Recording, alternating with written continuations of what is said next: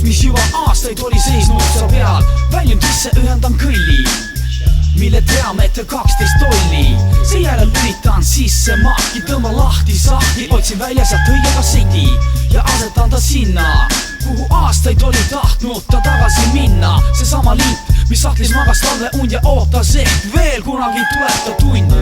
Mõjutan nuppu, nostalgilised helid väga ruttu erutavad mu meele elundeid, ergutavad tekitama üha rohkem värskeid ideid. Ja ma lasen genereerida uusi mõtteid, fantaasia lende serveerida kandikule, millel jagub veel ruumi, palju värskeid ideid, külmi jahedaid kuumi.